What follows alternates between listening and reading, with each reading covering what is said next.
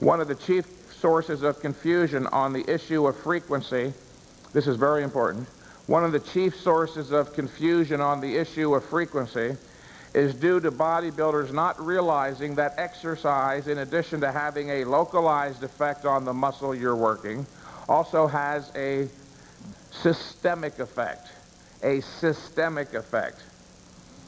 One must rest long enough between workouts to allow for localized muscle recovery, like the legs or the arms, which again takes place actually rather quickly.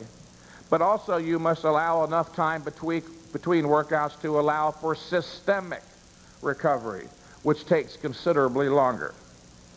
In fact, a good friend of mine, one of the guys who writes for my website, a very brilliant fellow named Dave Stapleton, who some of you may know, said one of the most intelligent things in this regard I ever heard. He said, "Mike, we should not be prescribing rigid formulas for frequency. Each client should base his training frequency from his own progress chart. Let's say one workout you go up phenomenally, 55 pounds on the deadlift. Obviously there was a much greater stress on the body. Instead of waiting 7 days, maybe wait 10 days to allow for the greater recovery necessity. If you now recognize that the rest period between workouts is just as important as the actual workout itself, if you accept that premise, that the rest period is just as important, and I assume most of you here do you see where it stands to reason that there must be a perfect or optimum number of days of rest between sets? Just like there's a perfect number of sets to do. There has to be a perfect frequency, a perfect or optimum number of days of rest between sets. I and many other high-intensity trainers have learned through enormous experience that for the vast majority, training once every 5 to 7 to 10 or even less frequently is literally almost magic compared to any other protocol. It is always a mistake to train 2 days in a row, because 2 days in a row or 24 hours between workouts is not sufficient to allow for either full recovery or growth production. And no, absolutely not. Decompensation does not take place. Decompensation you know the term decompensation? We used to use the word atrophy or muscle loss, strength loss. Does not occur after 96 hours of no training. A number of years ago, I asked numerous bodybuilders, including some of the top ones like Dorian Yates, I said to them, hey, have you ever noticed that after a layoff of a week or even 2 or even longer sometimes, that you always come back stronger? And they all responded in effect, you know, Mike, it's kind of odd that you bring that up, but you know, now, yes, that you're making it a point, I always have the same experience. After a week or 2 or even longer off, I come back stronger. Well, if these individuals, if you come back stronger after a layoff, you didn't decompensate. You're stronger. You did the opposite. You overcompensated. So the point here is this. Do not worry. You will not decompensate after 1 to 2 weeks. So therefore, you're not going to decompensate after 4 days. Okay? That's really all I have to say on the issue of frequency. A few words to conclude this theoretical material, then I'll give you an actual training program to at least consider trying. What you have just heard, ladies and gentlemen, was not intended as an exhaustive treatise on the subject of exercise science. More important, of greater practical necessity, is that what I just gave you provides a broad general discussion of the fundamentals, again the term fundamentals, of bodybuilding science, an understanding of which is an absolute requirement for those seeking to lose their confusion and gain a logical perspective on the subject of productive bodybuilding exercise. If you do not fully understand all the issues you heard today, then check your notes, reread them and reread them, reread them and reread them, as somebody once said to me, and I know why he emphasized that.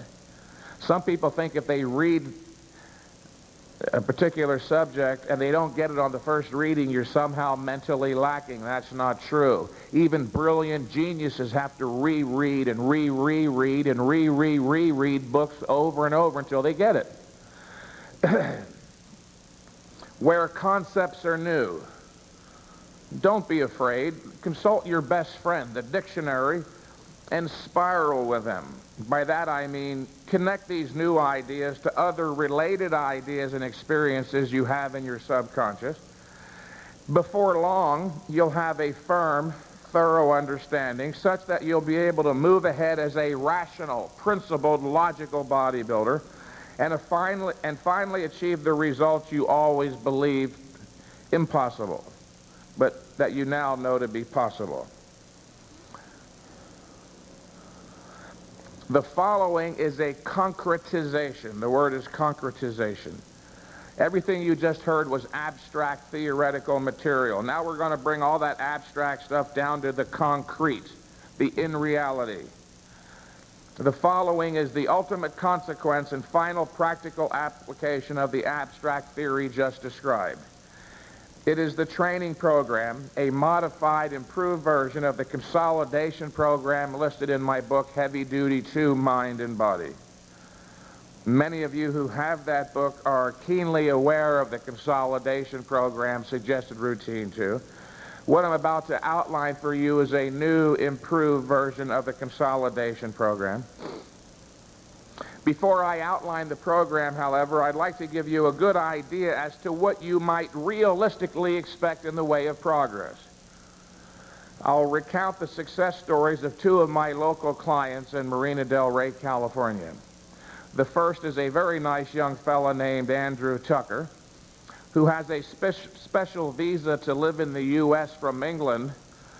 Andrew is an extremely intelligent young man who, at the age of 22, is literally one of the handful of individuals in the world with considerable knowledge doing computer-generated animatography like they did in Jurassic Park. Just a little background material on Andrew. Andrew approached me some time ago complaining of being painfully thin, weighing only 163 pounds at 6 feet. I didn't think he was all that thin, but it did give him some psychological problems. With the program that I'm going to list for you today, where he did only 2 sets per workout once a week, Andrew is now up from 163 pounds to 210, and within 4.5 months. And his deadlift went from 170 to 380 in the same period. Not long after Andrew signed with me, another young fellow, John Kulikoff, one of my favorite clients, approached me also complaining of being painfully thin, which in this case he really was painfully thin. In fact, before his first workout, John and I sat down together alone to the side, where he confided in me that for his entire life he suffered enormous psychological complexes being so thin. He had tried every type of program, the Weider program with Mentzer and the Cybex program with Weider's program. He tried everything you can imagine. Couldn't gain any muscle. He came to me and said, "Mike, you're my last resort." He was so thin. He was the type of guy you used to joke about in the locker room, you know, "I hate to see this guy stand over the shower drain. We might lose him." He really was very thin.